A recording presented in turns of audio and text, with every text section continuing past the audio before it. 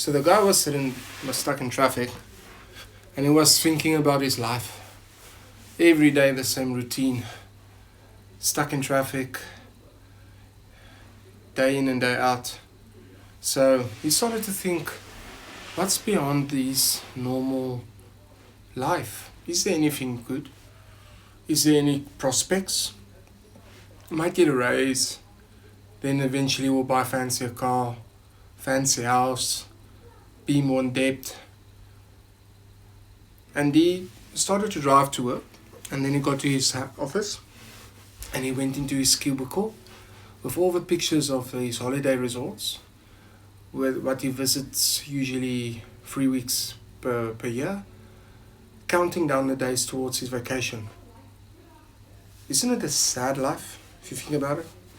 You sit for an entire year, you wait for your holidays to start, and then you sobbing when you get back to work. And he was looking at the situation like everybody sits there around him, his same colleague sits there, and then one morning came, and his colleague that he worked with was working for this company for more than 20 years. And when he got to his desk, his colleague his colleague's desk were packed away, and the co-worker said this guy was fired. So it started to ring a bell in his mind by thinking he worked 20 years for a corporation. He might have done something wrong that's not within the corporate policy or corporate. It might be just a corporate that wasn't acceptable. It might have been an action that wasn't acceptable in a corporate environment or the corporate culture. Yeah, 20 years of his life, day in and day out, he got fired overnight. That made him realize we are always under the impression, if we work for a company or if we work for a boss, that our income is secured. Trust me, there's no such thing as a secure income. You could be retrenched, you could be fired, you could actually, the company that you work for could close down. So are you really worried about job security? I'm sorry, then you're a fool. Then you are a fool. If you worry about job security, that means there's two things that there's a problem with. You don't have the backbone or the balls to go out and do what you want and take your life and take the risk. And secondly is you accept, okay, this is my life. Maybe in my next life I will be a better person or work for your promotion. That might take years to come. And remember, to work for a company, your increases are only set to a certain cap. When you work for yourself, or if you're self-employed, your income, your imagination is your income. So, to make a long story short, if you think that you get a stable income in a corporation, you're not in charge of the boat, you're not in charge of the plane, you're not in charge of their decisions. Take it, let's start from how I started. I'm a computer technician, a very low-key job. Well, low-key in a corporation, you're just almost a maintenance person. There's nothing wrong with it, but I mean in a corporate environment, there is unfortunately something wrong with it. When I started my job, I was still in school.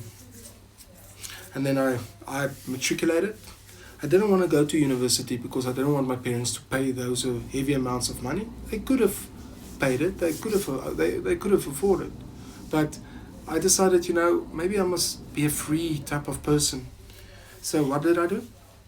I went through the basic computer courses, and then I worked in a computer shop as a technician in a workshop. One thing I was good at is with people. Every customer I treated with respect, every person I listened to, I actually genuinely cared. I still do now. I care about a person's problem. I care about the outcome of it. I take pride in what I do. So I worked for this small computer shop in a town called Nice in the Garden Route, very nice town.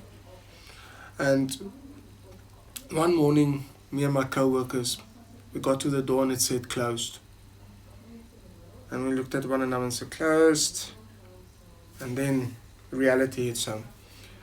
They bankrupt and we were the last to know about it. So what does it show you? Being employed, trust the bosses, and then you get to a door that says we're not operating anymore.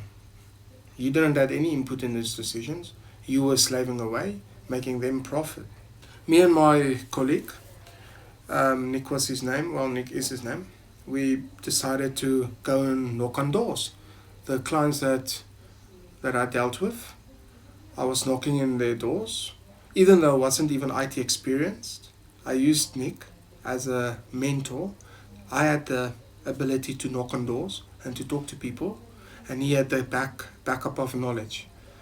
And this is how we became business partners. So in our first month was the most exciting month of all time. A lot of people will think the end of the world is when you lost your job, when you actually don't know what type of income is going to happen next month. But let me tell you something. This is where you start to live. This is exactly where you start to live. You start to live when your income is no more.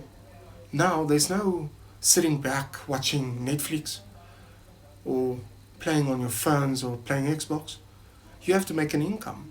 You have to take out all the stops. You have to use your imagination for an income. So luckily the IT industry is a very skilled and very demanding, very high in demand job. So we started with small customers that I, as a workshop entry-level technician, build a trust relationship with. It wasn't about the money, it was about the person, it was about the customer. The customer is king, and the customer always has got the right to the front. You do what the customer tells you to do, or they can go and buy or they can go somewhere else. Secondly, the customer is king, and that's it. There's no other way of saying it. The customer is always king. So now we started having the small business that we started off with nothing. We just registered a corporation, and that's it. Fast forward, every single new client was an adventure. It was a satisfaction to actually assist people. You felt you did a purpose, so your life started to become more purpose driven. Not because we have to be there at work, we have to please our bosses, but your life becomes purpose driven. Thank God that I didn't have university studies that kept me from being a creative type of person. Since the beginning of my career, I've always been low-key. I didn't spend too much because I didn't want to have too much stress. I didn't want to impress people because I had a good family, I had a good mom and dad. They were well-established professional people in the fields. But I felt I didn't want to take that responsibility of getting myself into what other people like. Fancy cars, fancy houses, fancy lifestyles. I just want to be happy. I just want to have a restful and a peaceful night and with as little as liabilities as possible. So as the years go on, I developed a lot of customers in Nice. So business was good. Never ever had I skipped a pay check for myself. We always took little and we save up for the dry years that actually never came. But there was also the drawbacks of taking the responsibility to do your own administration. It's not a good IT technician or any type of technician. It's not good at it. You're good with the frontline job, but not with the paperwork. Secondly, you never could have taken a holiday, ever. If your customer phones you and you're on a holiday resort, sorry, I was even called back on Christmas Eve. I had to fly with an aeroplane back to the customer. But you know what? It was mine. I had the honor of being self-employed. I had the, I had the, I almost had the blessing of being self-employed. Unfortunately, I didn't see it that way. I seen, oh, now I have to go. I never had time for myself, and I always had to run around after the customers. I liked it, but I never had the time of just breakaway. If I got sick, I had a lack of income. If I didn't make my appointments, I had a lot of stress because I always wanted to please everyone. Alright, so I decided to join a corporation after 10 years of a successful self-employed company. So I started off as an entry-level IT technician with from a 40,000 salary towards a 6,000 salary. I mean, and that's in South African rand terms. One thing, so I moved back into my parents' house and I started off from scratch. As I build up relationships within the corporation, I try to keep the same professional relationship, not professional, be myself, not be whatever everyone else tells me to be. The corporation was, so I started working for a corporation and I didn't let my personality, didn't let the corporation determine my personality it didn't limit my being me personality. So what I started to do is I started to learn keywords. You had a hierarchy in a corporation. You had your manager. The manager had his or her manager. That manager had another manager. And then that manager had a CEO or MD. Words that I didn't even knew existed. And I was 30 when I started working at a corporation. And I never knew what politics is or the corporate culture or nothing.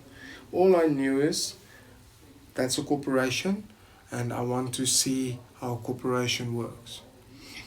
My parents actually forced me into joining a corporation so that you can climb the ladder, that you don't have to worry about the stressful work, the stressful clients, the lack of growth, the lack of income, and the lack of invoicing and administration work, and the lack of vacation or holiday time. So I started to learn the corporate life. So the corporate life was the following. They want you to follow a certain pattern or company culture. And a company culture is you got the fear of the higher hierarchy because if you don't do what they tell you, you won't get paid, or you get a warning, or you get a written warning, or you get dismissed. Now, 90% of the people in this lifetime can't see behind that. They see the dismissed, they see the fire, and that's the end of their life. But because I come from a self-employment point of view, I started working in a corporation to see how the company culture is, how the corporation is. The company that I worked for is, well, what I'm still working for is a brilliant corporation. They very, very value-driven company. I didn't work for any other company except them, so I can't tell you the other people how they are. But this company is phenomenal. Phenomenal leaders, phenomenal directors. But it's still a company. So I started looking at the picture of a company. A company doesn't allow you to be an individual, because an individual is an entity that can't be controlled by company policy. An individual or individuality could be a danger for a company. Remember, a company is a group of people that are one mind. It's a collective. They call it the Borg. It's drones that has got one single point of target, and you get rewarded with material, with money or any other thing. Well, money is the only thing, by achieving the specific goal-orientated target. It's a team effort. That is where a lot of individuals, self-driven individuals, will thrive because they don't need to be told what to do. They know what to do, and the company loves them. And then you get the normal 8 to 5 person. Well, I'm an 8 to 4 person, a 7 to 4 person. I will tell you now exactly why. Secondly, then you get the persons that has to be told what to do. There's no self-driven. There's no self-driven in their world.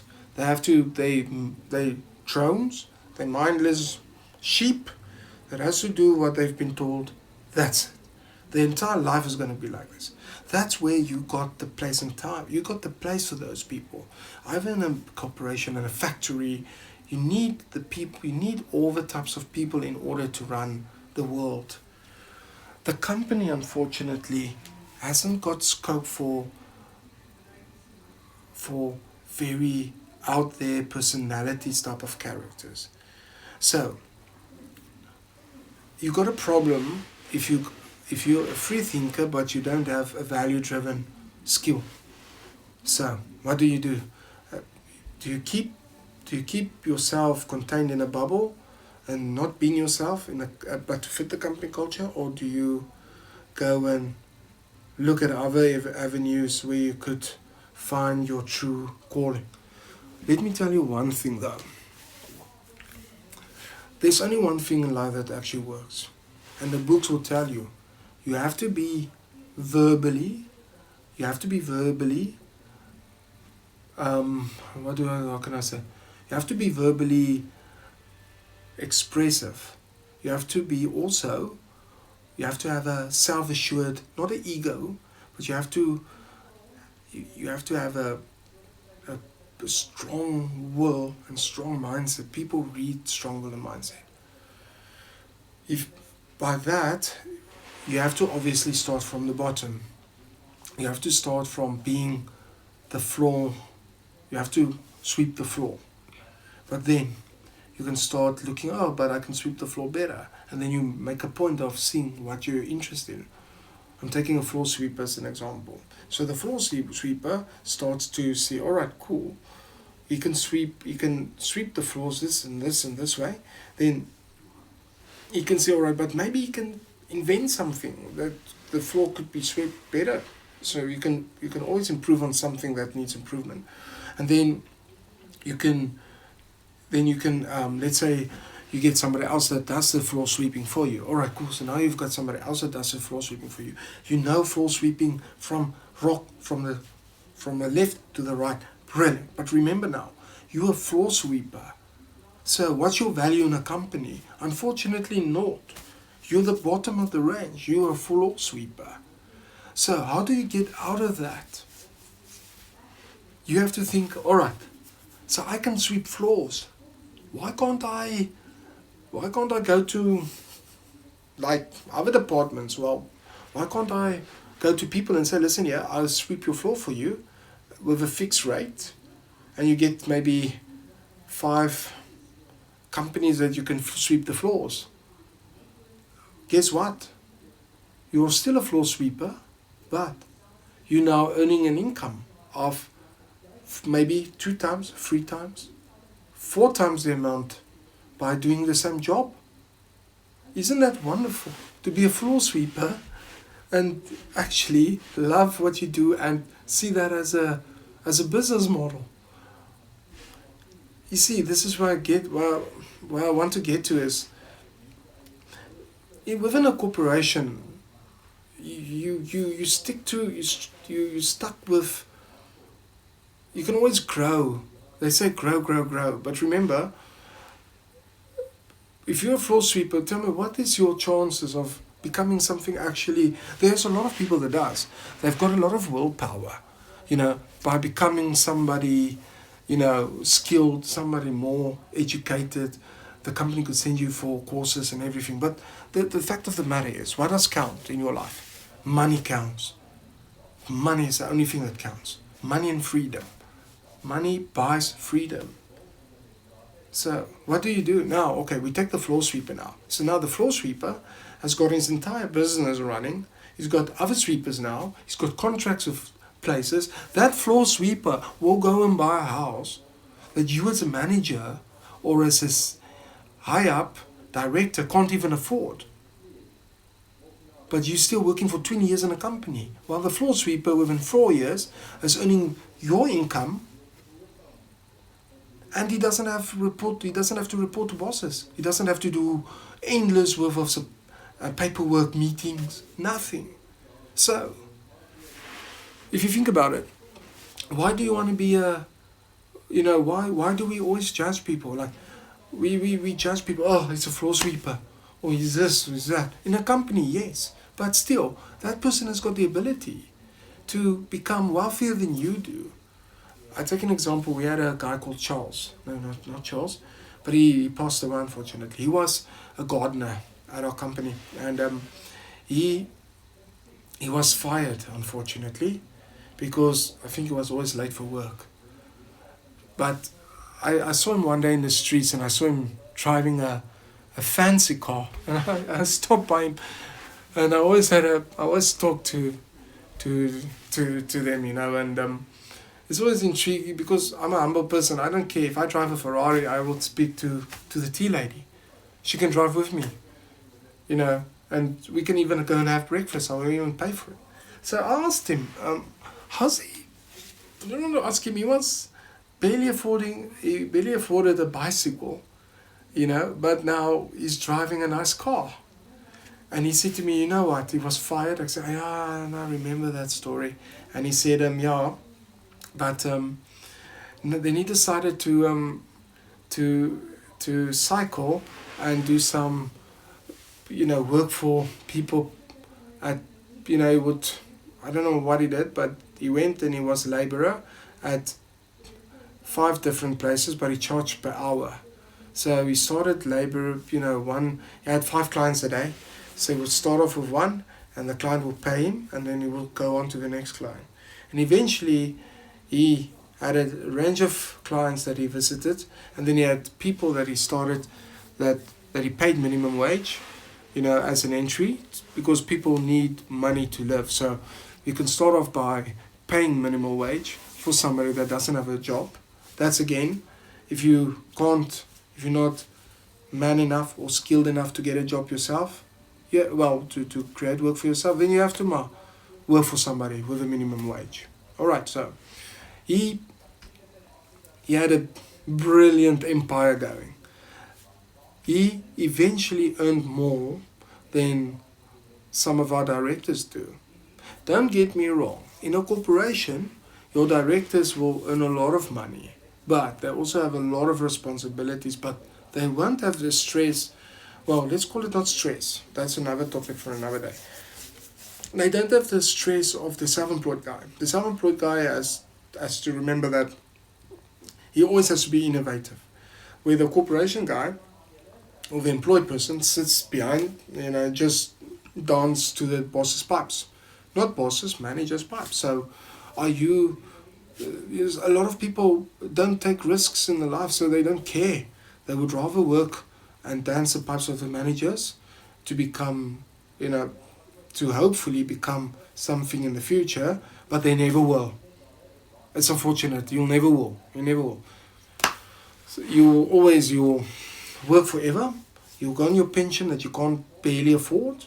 And you're always going to look at this Ferrari. Say, oh, look at this fancy cars. Look at the fancy houses at the beach. Let me tell you one thing. Any fancy beach house is either inherit or being owned by a self-employed person, not by an employee. An employee is the modern slave. You're just a wage slave. You pay for your new BMW or Merc, but you pay. It's a bank's car. You pay for your house mortgage. It's the bank's house. You are liable for 30 years or 25 years, depending on your mortgage payments. You are in debt by your boss, by work. You don't own your house. You own the mortgages. You pay your mortgage. So after 30 years, maybe then it's your house. But if you look at it, so now you paid your mortgage on your house.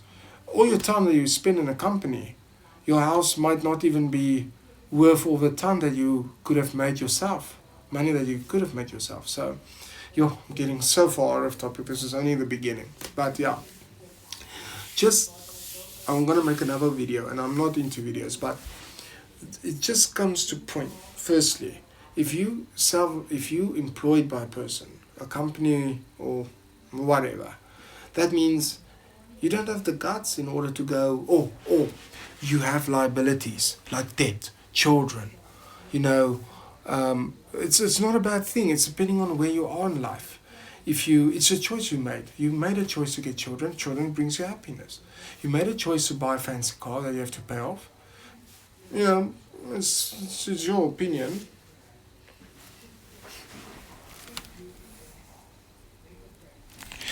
But it's a consequence from the choice you made, and so you can always there's some people that will never be able to take a risk, but it's not to say that it's too late. All I wanted to say is on this first clip is, if you think the 8 to 5 work day is a normal day, it's the way that life is, then I've got something for you. It's not. I'm still doing it, so why am I making a video? They say practice what you preach. But don't try. I am actually, I'm slowly but surely going to get my business back together. I say it for years, but the signs are at least there.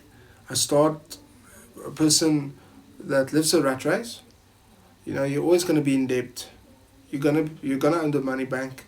You won't be able to take a risk. You won't be able to you won't be able to think outside the box, because money has got you by the hand, by your ball. So you can't actually, you cannot escape that lifestyle, unfortunately. So what I started to do is, and what a lot of people can do is, you can look at the life at a different angle. Do you really need that BMW or Merc? It's very nice cars. Family members got one. Everybody I know has got either Merc or BMW or Audi. But is it for you? Is it to make you happy, or is it to make you acceptable in society? I'm leaving it with this. There's going to be hundreds of videos, because this topic can go on for hours. So the first thing I wanted to make clear is, do you want to be an employee, or do you want to be an employer? And it's depending on if you like the 7 to 5 lifestyle, or do you want time on your side. That time is, you don't work for your time works for you. So, but yeah, that's a topic for an entire another day.